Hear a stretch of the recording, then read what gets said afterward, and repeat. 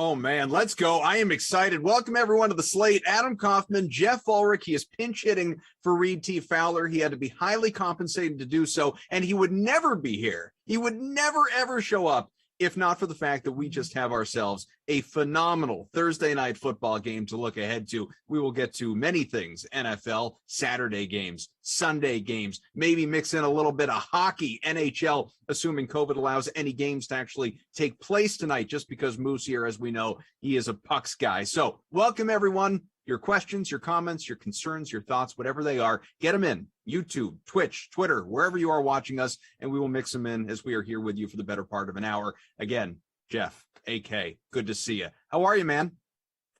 I'm doing good. Yeah, as obviously anybody who follows sports, works in the sports industry, we're going through a interesting period right now of trying to decipher what's happening, what's going on, and who's doing what. So weird day. I'm just looking at the hockey roster on DraftKings, and it's just red across the board. But out. COVID, I did my hockey article earlier in the day. Hockey articles, I should say.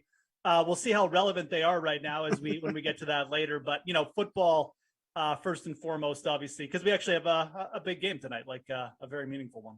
Yeah, and we'll get to that. Just some breaking news, and obviously as breaking news comes out, we will alert you to it. It's a Thursday, so injury reports aren't going to be as impactful as they are during our Friday slate show. But COVID, I mean, that thing is run amok across sports, NFL, NBA, NHL, and breaking news happens at any given time. We now know Baker Mayfield and Case Keenum are unavailable for the Browns this weekend. So Cleveland on to Nick Mullins on the DK Sportsbook. Cleveland in this moment off the board. If they should happen to come back, the Browns, we will give you some information on that before we're out of here, obviously. Really what this show is, though, is just it's a process of all of us being together, spending time, and also, most importantly, Jeff and I killing time until we both go to see the new Spider-Man movie a little bit later on. So, bear with us, and we with you. We hope if anyone out there had the opportunity to see it earlier, you thoroughly enjoyed it. Let's go, though, to how about the Chiefs and the Chargers? Two teams, Jeff, that we'll get to DFS, we'll get to sports betting, all our normal stuff, but two teams that they come in hot. For one, you got the Chiefs, that they are who we thought they were. They've won 6 straight. The Chargers have won their last 2. Should they win tonight, they would actually move into first in the AFC West and sweep the season series with Kansas City, which is obviously, as you said, it's important. It's something to keep an eye on. But also, this is a matchup of two teams that their last 2 meetings, it has come down to the final minute. It has come down to the wire. They have played very close games of late. Do we expect overall, again, just overarching thoughts, do we expect a similar type of game tonight? I mean, I don't think it's going to be like a blowout from start to finish, but I do think the Chiefs are going to win tonight. And I don't think it's necessarily going to be like last second, like Patrick Mahomes has to save the day kind of thing. I feel like they're just going to win, because I feel like right now they are the better team. And, you look at the odds, like this game before this COVID stuff broke, yesterday, whatever, I don't know, whenever days it broke. This game was really trending towards like Kansas City. And I'm saying it started at 3 and went to 4. I think it may have even gone to 4.5. It was trending towards Kansas City, like maybe 5.5 to kick off. It's gone back to 3, and it's basically gone back to 3 on the Chris Jones news. And, there's some other guys like Ladarius Sneed is out, but like the Chiefs actually have a pretty deep defense, and they've been pretty good on defense lately, like in pretty much all facets. So I'm not sure, I almost feel like it's a little bit of an overreaction, and people are looking for a reason to kind of get off the Chiefs here. And on the other side of the ball, it doesn't seem like any of the Chargers injury issues have really been put into this line at all. So people definitely giving respect to the Chargers here by keeping this line kind of down. I know the Chiefs are still favored on the road, but I really do feel like this is a spot where Patrick Mahomes in the offense, I think they're going to show up tonight. And I don't think this one, like I said, I'm not expecting a blow, but I do think the Chiefs are going to win, and I think they're going to cover. So, it's a big game, obviously, but it just feels like with the Chiefs, the way they've been playing, I think they're going to put the Chargers back in their place here. I do want to make note, by the way, we mentioned it earlier, for all that COVID has just muddled everything up across sports right now. This game in particular, as of right now, it's there, and a lot can change in the few hours before kickoff. But as of right now, COVID is not factoring into this game. You know, Patrick Mahomes, Tyreek Hill, Travis Kelce, Clyde Edwards-Helaire, other side of the ball, Justin Herbert, Keenan Allen coming back, Mike Williams, Austin Eckler. All these guys are expected to play. All the main fixtures are expected to be out there. So it's not this dumpster diving salary savings kind of night. You're going to need to get creative with value when it comes to DFS. Obviously, all the projections, all the totals, all the lines, everything out there. It's a props, that sort of thing available to you in terms of sports betting. You know, we can focus on this game with the main stars in mind. That in mind, you know, I agree with you. I think the Chiefs are going to win. I think the Chiefs are going to cover. I think the line is really low. It's really modest. It's, you know, I'd be comfortable with the Chiefs money line bet, obviously, as well, in terms of, you know, even going beyond covering. What really interests me, though, Jeff, is, and in part because this is a Thursday night game. You know, we don't typically, as we know, just historically, we don't have this great, amazing action on Thursday nights. But man, you got two really good teams matching up, an important game, all the key players available. Austin Eckler, he is dinged up. He's got an ankle injury, but again, he's expected to play. And you've got a total here on the DK Sportsbook of 54.5 points. 54.5. Clearly, it's not a night to focus on your DSTs when it comes to DFS. Do you feel like we're going to scratch that total?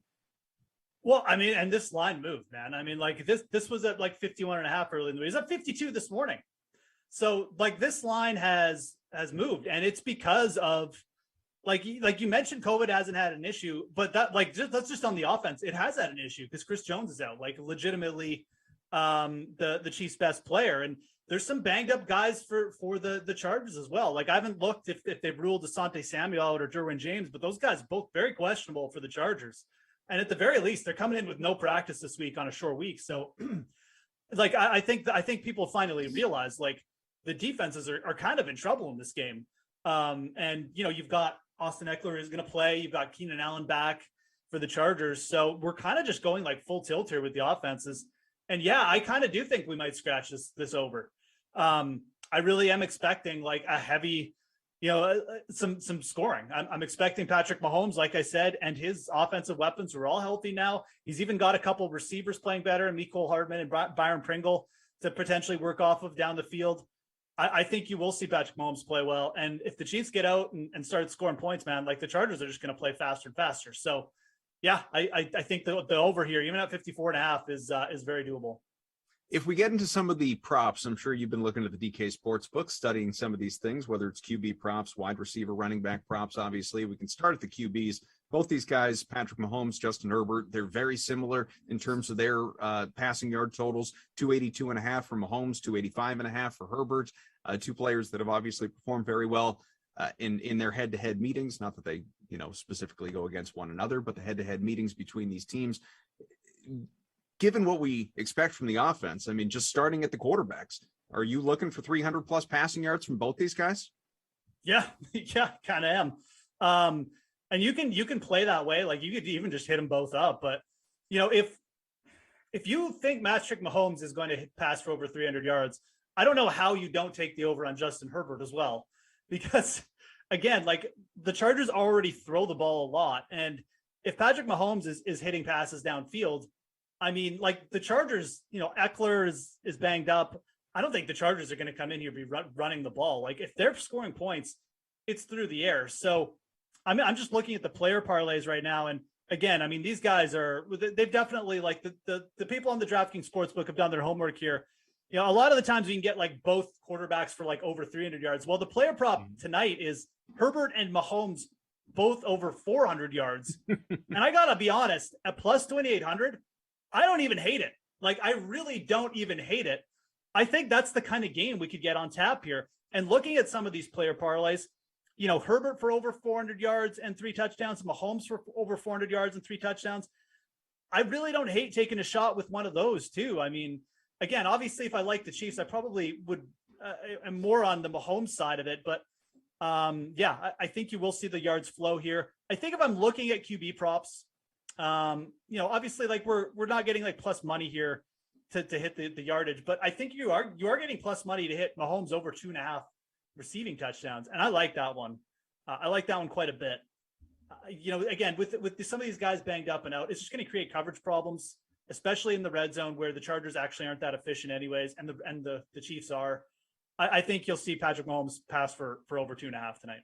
You know what's wild to me here, and bear with me, and certainly I want your thoughts, anyone out there who's listening, but Herbert and Mahomes, you said it, 400 plus passing yards each, plus 2,800, so 28-1. That to me feels like an appropriate number. That's not a layup of a bet by any means. That's an appropriate number. But then you look at Herbert, 400 plus passing yards, 3 plus passing touchdowns. Mahomes, same thing. They're both plus 1,100.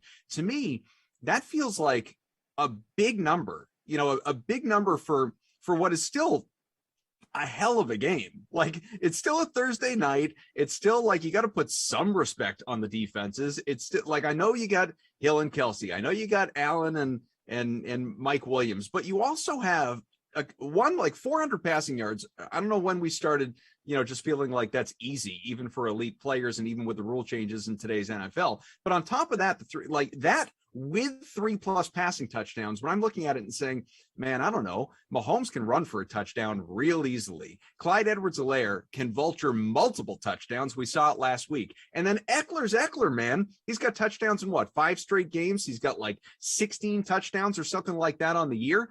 To me, looking at 11-1 odds on 400 plus passing yards and 3 plus passing touchdowns, that's a bet I don't like for either quarterback. Fair enough. Yeah, just because of the touchdown total, you mean mainly? Yeah, I mean, putting the two together, looking at them individually and that type of thing. But when I'm combining those two, that feels, I want longer odds on something like if I'm going for something like that, I want to be rewarded. I don't feel like 11-1's rewarding me enough.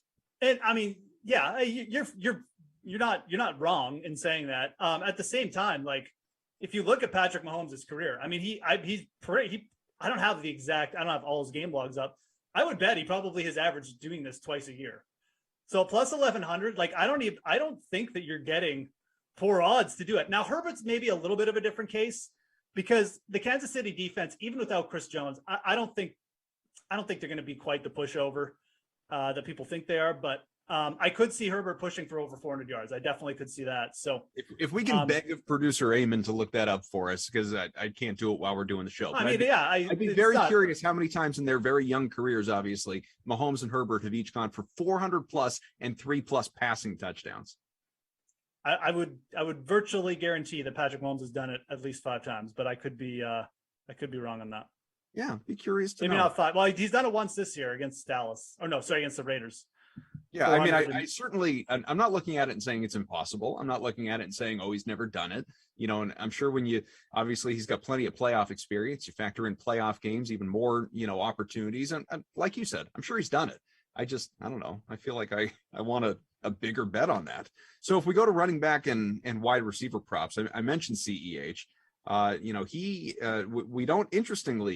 We don't have Austin Eckler on the board right now in terms of his rushing yards, even though the expectation is he is going to play. But you have CEH at 58.5, who, like, even last week, so what do you run?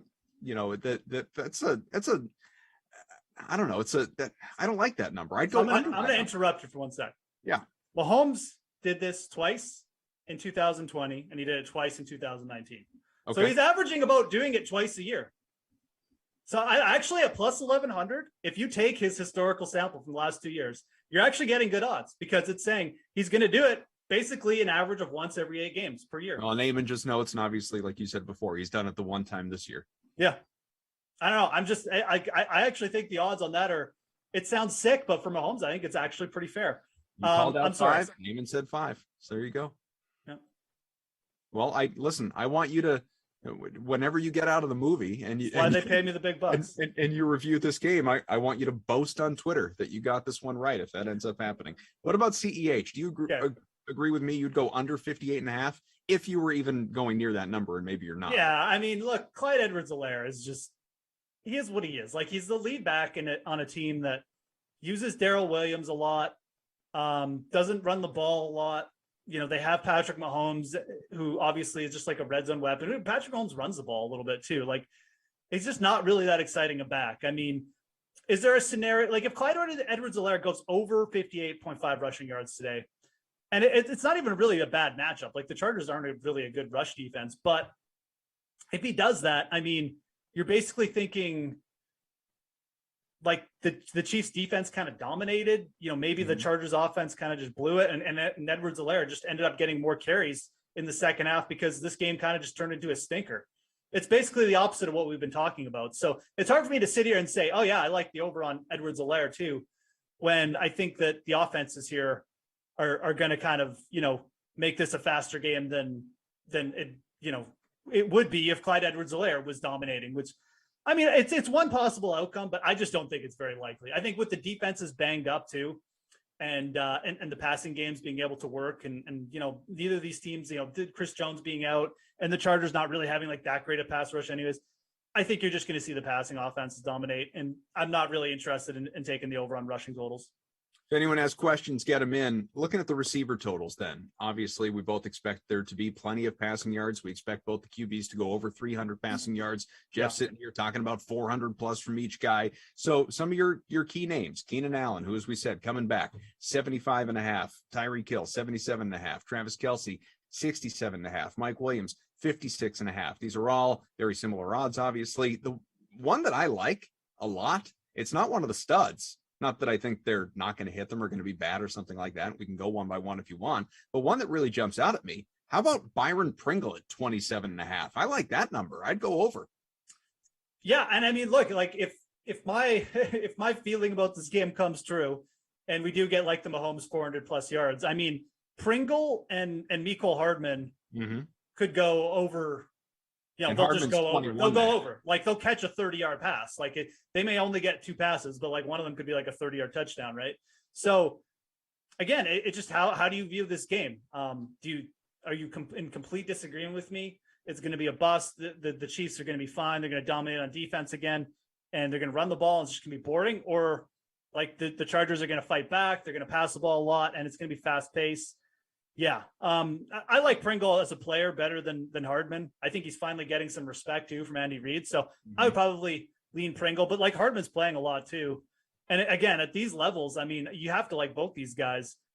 It's like one pass. I would even throw Jalen Guyton in there for the Chargers as well.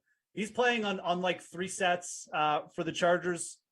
He's been catching deep balls too. I mean, you look at his he's like basically the Byron Pringle of the Chargers. So again, it just feels like a night where you could it feels like a night where you're going to look back and all these guys are going to kind of just hit their overs. But that's what it's feeling. Maybe it won't work out. Very rarely does it work out like that. But like, I don't really want to take the under on anyone here. I mean, maybe Travis Kelce, just because Travis Kelce is like, seems like a shell of his former self this year. Yeah, and I would side with Tyreek Hill here having a big game, but even on Kelce, like 68.5 yards, he could just get there on volume, alone. So I don't know, man. It's one of those nights for sure.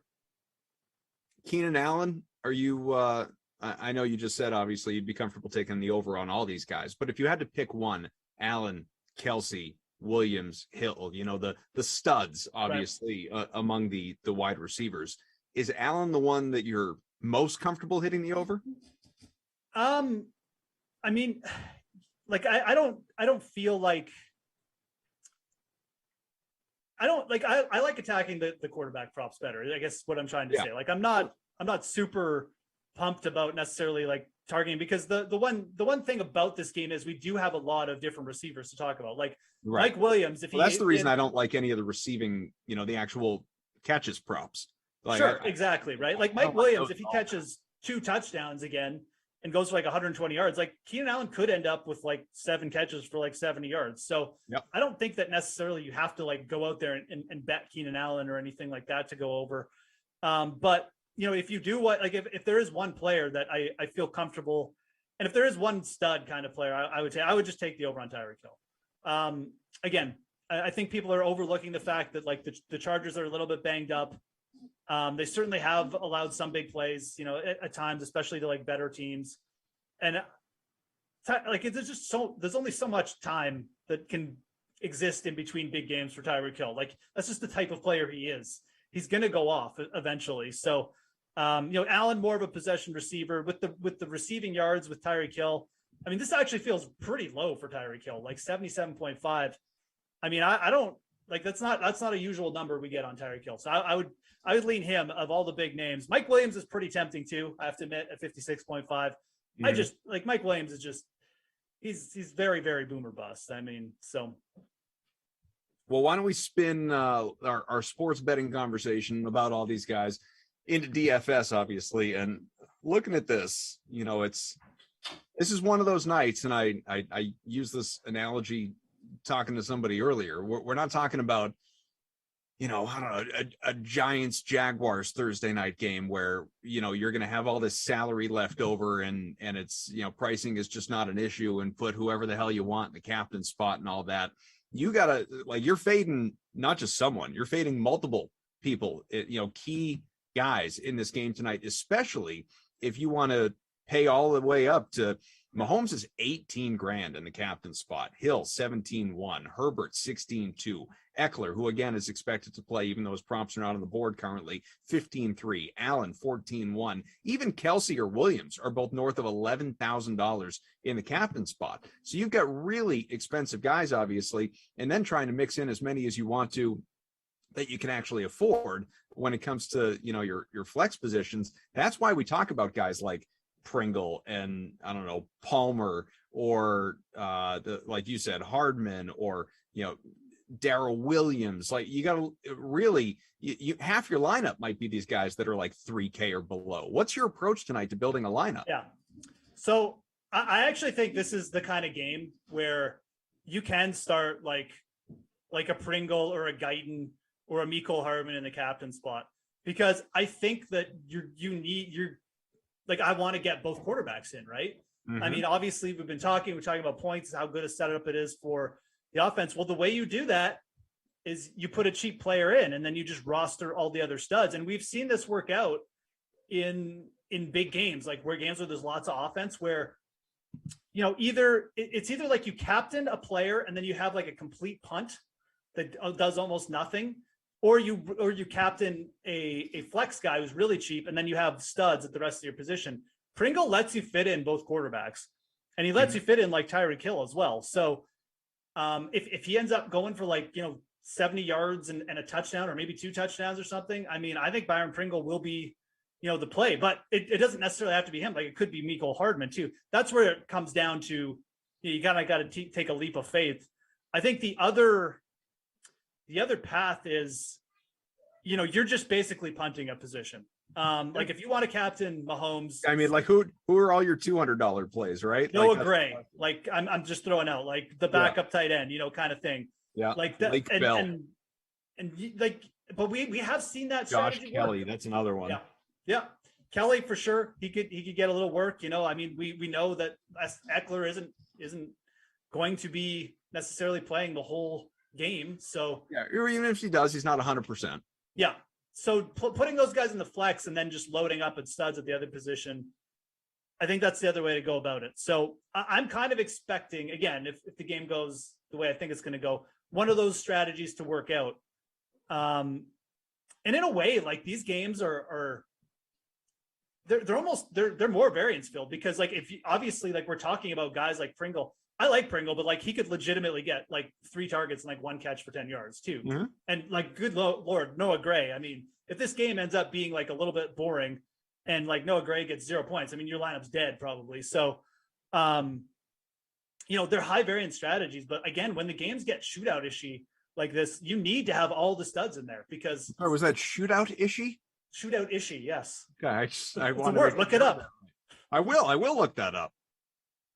Go on. But yeah, that's kind of the strategy that I think could win a GPP tonight. Just taking, it's high risk, it's high variance, but these games when they really turn into like the big fantasy totals, I mean, that's kind of what you need to do. You need to have everybody in there.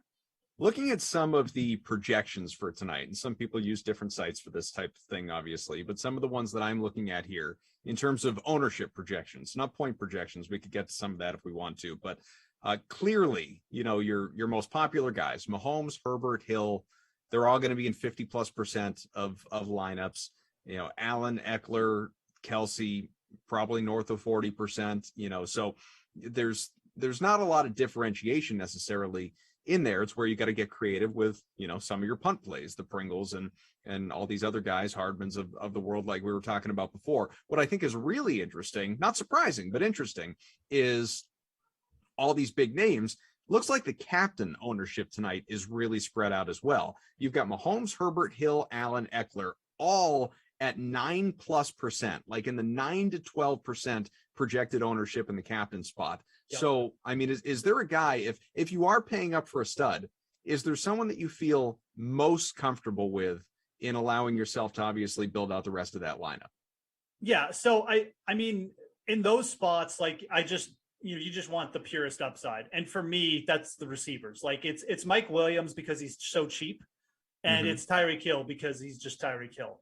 So like Mahomes at 12,000, it just limits you so much that I feel like, 12,000 in the flex. What's that? 12,000 in the flex. Yeah. In the flex, right? Like we're talking about captain spot, aren't we though?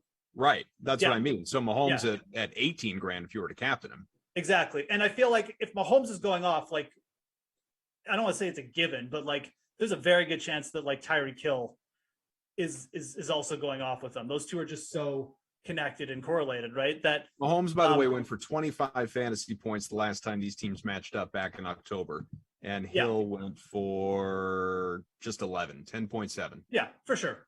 So, obviously it can happen, but like most games where Mahomes goes nuts. I mean, Tyreek Hill obviously has a big game. So I feel probably the most comfortable using like one of the receivers, just because, again, upside wise, it's in a passing game. Obviously, it's easier for them to get there, just like the quarterbacks get there. So, I would take the discount there off of Mahomes.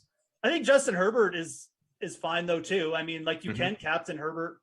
He runs a little bit as well, and I mean, I think one contrarian strategy is, like if you're going to use, say, like both quarterbacks, you captain Herbert, and then you take some running backs to mix in with Mahomes. Like maybe you take Edwards-Helaire and Darrell Williams with Mahomes, and you leave out the big receivers, and you think, well, okay, maybe Kansas City does outscore them, but they get a couple rushing touchdowns. Maybe Mahomes rushes for a touchdown, and they all come on the ground, and it kind of shuts out Hill and Kelsey. And then you come back with Herbert, who's going to be throwing the ball a million times in that situation. And, you can still pay up for like Williams to go along with them. So I think Herbert is like a better captain spot option in a lot of ways than Mahomes, mainly because of price, but also just because you can play like there's different games. There's more game scenarios where Herbert there's less game scenarios where Herbert busts, I guess. I don't know. That's not correct, but let's put it this way. Herbert at a cheaper price. Well, look, I mean, his last 4 games, he's 24 plus fantasy points all the way up to almost 40. He very rarely is even in the teens. He's reliable. What I'm trying to say is there's less scenarios where the Chargers rushing attack steals the touchdowns from Justin Herbert. And I think there's more scenarios where that happens for the Chiefs and specifically to the Chiefs receivers tonight. So that in mind, especially because he's banged up, we sort of touched on this earlier, but if you're looking at all these studs and you're considering, all right, who am I fading tonight? Like, who's my must roster? And I agree with you. Most lineups are going to want to put both QBs in there. So that is a healthy chunk of your salary. Who are you fading? Is Austin Eckler kind of first on the chopping block for you? I mean, Eckler is, it just reminds us to the last Thursday game, right? Where Dalvin Cook was like, oh yeah, Dalvin Cook's going to play, but he's going to have a harness on. Yeah. Look out. Don't play Dalvin Cook. And then it's like, for 7,000 points. Yeah. Like a 17-yard run right off the bat. And it was just like, that was the whole game. Dalvin Cook running for 17 yards. But I don't know. I feel like that's not going to, I don't think we're going to get a repeat of that. I think Eckler is legitimately banged up. And I also think that, I just think that with the price he's at as well, I mean, you've got to decide between basically like him and Tyreek Hill. And, I like Eckler, but again, I would really try and rather get a piece of that big Chiefs stack tonight than necessarily. So yeah, he's first on the chopping block. It's probably going to create like a nice little ownership vacuum for the people who take a shot with him, but I don't know. I think paying down for the receivers is still probably better for the Chargers. Makes sense. All right. In the interest of time, because we got you for another 10, 12 minutes, why don't we move along and get to a little bit from, this coming weekend and what we've got on the docket here, because there are certainly some compelling games. There's only so much, we say this all the time. For one, it's Thursday. So I would be hesitant to even lock anything in for Thursday night football, which starts in, 2.5 hours. I'm sure as heck not locking anything in for Saturday and Sunday football games right now. But it's important to have the conversation, obviously, as to, what we've got going on, what we've got ahead of us. So there's the one Saturday game. It's a big one. It's a very important game. That's the Patriots in Indianapolis. The Pats, the leaders in the AFC with this 7-game winning streak. They have, been red hot. They've had the best defense in the NFL during this stretch and one of the better defenses all year long, best offense during this stretch, all these takeaways. This is an elite looking team in this moment. The Colts, though, no slouches. You got Jonathan Taylor, who's an MVP candidate. Obviously, he's right there in the conversation with Tom Brady, among others. And, they come in, they're at home. They are technically underdogs by 2 points, but it's, not by a lot. And right now, they're fighting for their playoff lives as well. They're in a playoff position as we sit here, and they're, they're only 2 games back behind the Patriots, or 3 games back. I mean, they're right there in terms of still being a contender in the AFC. So what's your outlook on this one in primetime Saturday night? Yeah, I'm looking forward to this game. I think it's going to be relatively close at some point in the game. I do think you have to side with the Patriots here eventually, though. The only thing that worries me about the Patriots is they do come out of that game with Buffalo pretty banged up. Oh, pardon me, by the way. I said the Colts were dogs by 2 points. They're 2-point favorites. They are 2-point favorites, yeah. I mean, which is basically trying to say like these teams are equal. So, and that's kind of what has me leaning towards the Patriots here. Like, I just don't know. I get it. Like, even my worry that the fact that these, the Patriots are banged up a bit. Like these teams, you can't say they're equal. Like, we just can't. I mean, the Patriots are, how many games in a row have they won? 7. And I've been the one ringing the bell about it the most at the start of the year when everyone was like, "Oh, this team isn't good." I was the one saying they're losing games in like ridiculous fashion. They should be like undefeated, and now they're not getting respect against the Colts. I think the Colts are actually a solid team too, but I don't think they're better than the Patriots. I think you have to take the Patriots here, and I think you just take them on the money line. Mm-hmm. I think that with Carson Wentz at quarterback, with the advantage they have with Bill Belichick coming off a bye, just with the way their defense is played, I think you give the edge to the Patriots here. And it's a small edge, and I'm not expecting like a blowout, but I do think at some point, like Carson Wentz will probably make a mistake. The Patriots are going to take advantage, and they'll win the game. And that's how I expect this one to go. It's going to be a fun game, though. Like, again, I'm not trying to write off the Colts. I actually think the Colts are an interesting sleeper team. And if they do pick up the win here, I would actually be interested in potentially even betting them for the conference. But this is a tough game for them, man. Like, this is tough. The Patriots are coming off the bye. They don't really have any, COVID news that I know of or anything like that. And I think that they're going to be able to do enough to get it done. I think they're going to be able to work the underneath routes with Myers and a little bit with the running backs. And I think they'll be able to move the ball enough. And like I said, game on the line. Ultimately, I just don't trust Carson Wentz. So I was going to mention that, obviously, if anyone's watching, we got the AFC conference odds on the DK Sportsbooks. The Chiefs, it's not surprising, 2-time AFC defending champs. They are the favorites at the moment, even though they are not the leaders in the conference. They are the favorites. They got the same record as the Patriots right now. Plus 225, the Pats at plus 350. Then you have the Bills. This still just, it boggles the mind to me because I just don't think the Bills are a very good team. But plus 600, still respected off of what they did last year. Titans at plus 800, which is, still interesting with, we'll see what Derrick Henry's future is, obviously. But then you have the Colts plus 1,000. If you're looking for kind of a long shot bet in the AFC, is that where you're looking, or would you be looking beyond that? Yeah, I mean, looking at like the Colts and Titans is pretty interesting. I mean, I would probably side with the Titans. I mean, I've sided with them all year, and I think you still have to side with them at plus 800. Like, if the Titans win this week, they've almost sewn up the division, and it's just such a big advantage to have the division win, and they're still in play for like the number 1 bye too. So I like the Titans to win this week, and if they win this week, like they're not quite there, but like they're almost there, and I think I would still side with the Titans. But I kind of like both those teams. Like, I kind of am in agreement with you. I think the Titans and the Colts might be better than the Bills right now. So it doesn't really make sense for me to have both those teams behind the Bills in the odds. So I think both of them are kind of interesting, but I'm still more interested in the Titans. The Titans they're like the opposite of the Bills. They're the bizarro Bills because they get no respect in the odds. Yeah. Those odds should 100% in my mind be flipped with Buffalo and Tennessee. Mm-hmm.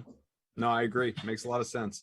So as we move to Sunday, then let's take a little look at Sunday, because that's when the bulk of the action is happening. Again, see if the Browns have been put back on the board. I don't think so. No, they are plus 3.5. Plus 3.5. Did I scroll past them? Yeah, I think you did.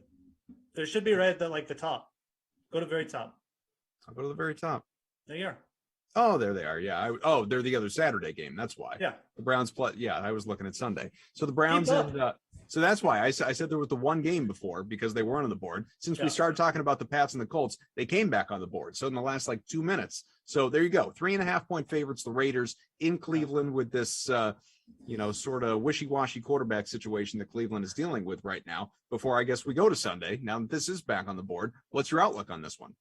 So I'm gonna wait. I hope this line gets up to 6 or something, and then I'm gonna take the Browns. It's risky, and I'm not gonna try and pretend I know what's gonna happen here, but you look at Cleveland and how they win games.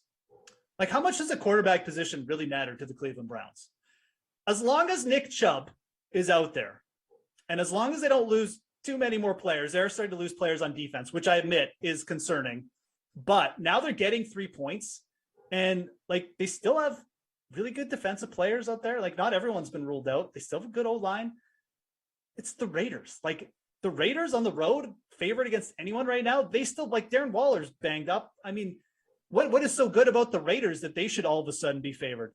Mm-hmm. I think you take the Browns here. I also think the Browns are going to come into this game with an absolute chip on their shoulder, because if you're on social media right now and reading Baker Mayfield's Twitter feed, you probably realize they're not happy about this. So I think the Browns here are going to be a bet for me, and I'm going to wait, and I hope we can get a little bit bigger. But even a plus 3.5, I think this will be a close game. I think Cleveland will just run the ball with Nick Chubb. And look, Nick Mullins is probably a better backup than most teams' backups. So we've seen him get hot for a little bit. We get a couple big plays from Nick Mullins. That's all the Browns might need in this game. Takes us back to last year, Jeff. Not really. Oh, this is I know. I really had to have this year, obviously, but how much is COVID impacting the way you're placing bets? Are you waiting until the last possible minute before a game starts when you have all of the information to make a bet? Or go ahead. So from betting, you really need to look at it as this is when you really need to look at it as an investing strategy. If you're taking the Browns right now plus 3.5, that's fine. But you've got to realize this line could get bigger. So, you're taking a risk doing it now. But at the same time, maybe the line, maybe there's no more news. The market realizes, Nick Mullins versus Case Keenum isn't really a loss at all, and the Browns are still at home. This could also get under 3, right? So I think you've got to look at it as, if it gets bigger, do I invest more? Do I put in half a bet now and a full unit later? Or do I wait and just take it what it is and just live with it? And on the other side, if it gets smaller, you could always hedge or something. So that's the way you've got to be looking at these things. They do, because the thing is, it's crazy and it's hard to decipher, but they do create opportunities, right? There was an opportunity to get the Ravens at +7 earlier this week. I still don't like the Ravens at +7, but there was an opportunity to get that, right? So it creates opportunities as much as it creates, headaches as well. So yeah, it's just something interesting to think about, obviously, as we move along. So all right, now to Sunday here, and in the few minutes that we've got, which game stands out to you most? I think looking at this thing, you've got it's all low point totals. Everything is in the mid 40s. There are no high scoring projected games anyway. Only the Niners and Falcons appear to be really lopsided, plus obviously the Sunday night game between the Bucs and the Saints. Where are you looking? It's funny, man. I don't remember a week, even going back to last year, I don't remember a week where I've seen so many lines move so much over the course of a couple days. You have the Eagles. I'm pretty sure the Eagles started out as 3-point favorites. Now they're 9.5. Yeah. 9.5. Yeah, those early games, I overlooked those early games. The Lions 12.5-point dogs, 10.5 the Bills are favored, 11 the Cowboys on the road. Yeah. Dolphins 9.5, and like you said, Eagles 9.5. I mean, I think that taking some double-digit favorites is fine. Like I'd be fine taking the Cardinals this week. They're getting Chase Edmonds back. I know they're out. They're Andre Hopkins, but they have Rondale Moore. Like they have depth. Mm-hmm. The Lions are hurt too. Like TJ Hawkinson's out. How are they going to score in this game? DeAndre Swift. Like, how are the Lions going to score points? I think that the Cardinals are a fine bet at -12. I think that should be 2 touchdowns. So I think anything under 14 is fine. The Eagles, I wouldn't touch. That game is it just seems to change what's happening there. I mean, and look, like Jalen Hurts, we don't even know like what's going on with his ankle. So I just don't know how you trust anything in that game. But man, that line has moved. Like if you got the Eagles at like something under 7, I mean, good for you because you can just hedge now. But now I wouldn't touch it. But we've had the Bengals move up too. Like the Bengals are now almost approaching 3-point underdogs. I kind of like that spot too. Everyone's just kind of out on Cincy after a couple losses. The Broncos their offense is terrible. Like, I mean, I think Joe Burrow could just win that game. So I'm a little bit interested there. I think the other game and then like the Seattle game. I mean, now like Tyler Lockett's on the COVID list and now Seattle's up to 5.5. I don't know. I think once we get confirmation that like DK Metcalf is healthy, I'd probably be fine jumping on the Seahawks. Russell Wilson's playing a lot better. So more line movement there. I think if that Seahawks line gets up to 6 or even approaches 7, I'd probably jump on the underdog Seahawks. All this talk, my favorite bet of the week, still going to be the line that hasn't moved at all. It's the Titans at -1. I just think the Titans are better than the Steelers. They've played well over the last couple games. They seem to have gotten it together after the injury parade. Julio Jones is back. The run defense is good. And the Steelers, they can't stop anything. And I don't know why they're getting even this much respect against the team that's leading their division. So our dude Robbie Noble's in the chat, just going back to the game Robbie? tonight, Thursday night. Yeah, and hello to CEH and everybody else here hanging with us, obviously. What's up, So I gave Robbie he had asked for Koff's captain. You remember taking us back to the Madden days, Jeff, and I nailed it for him, and I went with a kicker last week. I went with a kicker who blew up for like 20 points in the captain spot. So it was all good. So he's looking for a captain pick tonight. If I were to give you the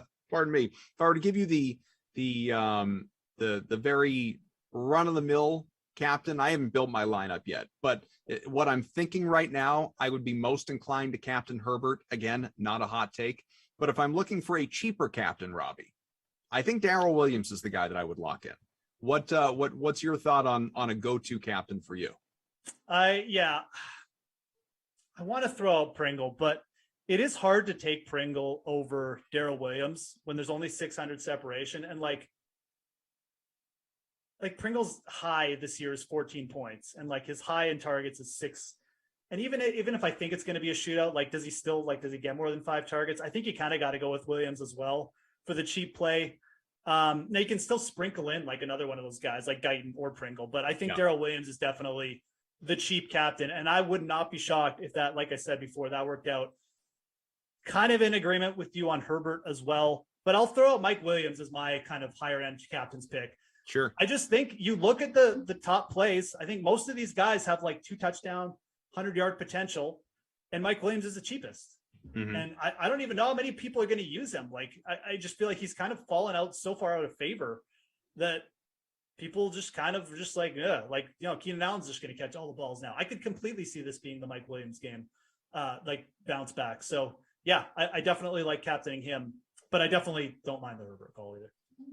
So if we are, let's see, we've got a couple minutes left. Let's go to the NHL. You got 10 games tonight that are happening as of right this moment, with just the one postponement. A whole lot of key guys have been ruled out as a result of obviously close contacts, positive COVID cases. You know, near and dear to my heart, you look at the Bruins and they're without 6 players tonight for their game, including a couple of top liners. Yeah, there's no Bergeron, there's no Marchand. So who are some of the guys, not specific to that game, just the slate in general, who are some of the guys that you really like tonight?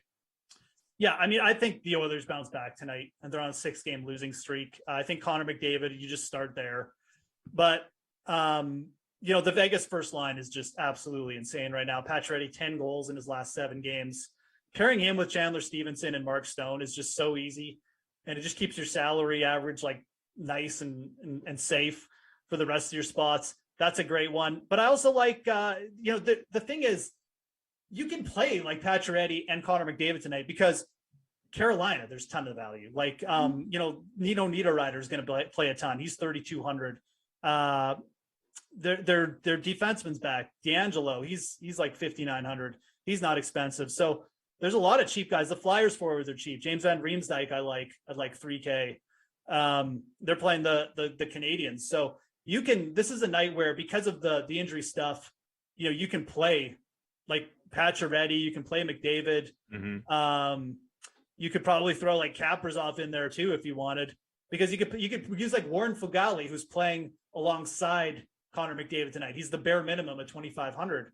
Like there's so many options like that. So it's one of those slates where, don't like, I wouldn't get too fancy and be like, oh yeah, I'm going to fade like Pacioretty tonight and you can go more balanced. You just don't really have to do that. It's just trying to take advantage of the good spots. And I think the Hurricanes are actually a really good spot to go for value. Like I think Niederreiter and, some of their other top liners who are still in the lineup, like Vincent Trocheck is also a good play. And, they're playing the Red Wings, who have been like just terrible defensively of late. So. Well, there we go. Place your bets, folks. Make your lineups. Have some fun. Go to the DraftKings lobby and, build, because you got lineups locking. We're at 6 Eastern now, so it's time for us to go. But lineups lock in the NHL and the NBA in just an hour. You've got a couple hours away from kickoff between, of course, the Chiefs and Chargers. Really important. Big game coming up tonight. Should be a lot of fun. But we want to thank our producer, Eamon, as well as Drew, our technical director, Jeff here for jumping on in seamlessly at that. Who are you usually with? Lamarca, right? Usually with Reed on Thursdays. Oh, Reed. Oh. Yeah, usually with Reed. Yeah, Reed had another show he's got to worry about tonight. So we didn't get him. It's so popular, man. There's so one. There is actually one thing that I meant to ask you. If I 30 seconds, 30 seconds, then we'll get out of here, Eamon. So we've got our season-long football league. And unfortunately, I just missed out on the playoffs. You had a very good year. You have done well. I noticed, though, some people who are not in the playoffs, they're playing like consolation bracket. Some people are still making roster moves. I mean, is that a big no-no? You should be adding guys on the waiver wire when you're taking guys away from playoff teams? I mean, as long as my biggest thing is just people like dropping their studs. Like, just don't do that. I'm okay with people still making moves. Okay, I think that's fine. Curious. I actually think that's fine. I've seen a lot of that, and I know that this is a world. People have very strong opinions on that. So I wanted to get your thoughts. I actually think it's fine, personally. Okay, all right. I want to know before I make a move. I don't want to offend anybody. All right, we're gonna go. Thanks for being with us. The next time we talk to you, we'll have both seen Spider-Man. So, and then it's going to be all spoilers. No, we wouldn't do that. So much richer. We wouldn't do that. Well, richer mentally. Culturally. Anyway. Yeah, culturally, definitely. Moose, pleasure, man. We'll catch you next time. See you, dudes.